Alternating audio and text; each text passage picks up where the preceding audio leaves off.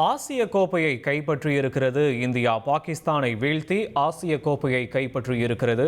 ஆசிய கோப்பை இறுதிப் போட்டியில் பாகிஸ்தானை இந்திய அணி வீழ்த்தியிருக்கிறது. 147 ரன்கள் இலக்கை 19.4 ஓவர்களில் எட்டி இந்திய அணி அபார வெற்றியை தற்போது பெற்றிருக்கிறது. திலக் வர்மா அபாரமாக ஆடி 69 ரன்களை குவித்து இந்திய அணியோடைய வெற்றிக்கு வித்திட்டிருக்கிறார்.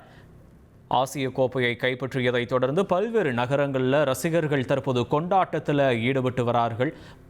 41 ஆண்டுகளுக்கு பிறகு ஆசிய கோப்பை இறுதிப் போட்டியில் இந்தியா பாகிஸ்தான் மோதன நிலையில் தற்போது இறுதிப் போட்டியில் பாகிஸ்தானை வீழ்த்தி ஆசிய கோப்பையை கைப்பற்றி இருக்கிறது இந்தியா. முதலில் பேட்டிங் செய்த பாகிஸ்தான் 19.1 ஓவருக்கு அனைத்து விக்கெட்டுகளையுமே இழந்து 146 ரன்களை எடுத்திருந்தது. அதனைத் தொடர்ந்து 147 ரன்கள் இலக்கை 19.4 ஓவரிலேயே இந்திய அணி எட்டி அபார வெற்றியை பெற்றிருக்கிறது. இந்த வெற்றியை நாடு முழுவதிலும் தற்போது கொண்டாட்டத்தில் ஈடுபட்டு வருகிறார்கள்.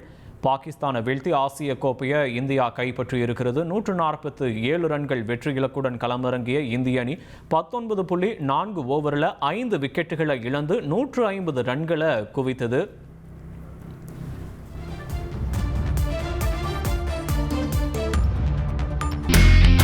இனி செல்லும் இடமெல்லாம் செய்தி. தந்தி டிவியின் வாட்ஸ்அப் சேனலை ஃபாலோ பண்ணினா செல்லருக்கும் இடமெல்லாம் செய்தி. இதோ QR கோட் இப்பவே ஸ்கேன் பண்ணுங்க, ஃபாலோ பண்ணுங்க.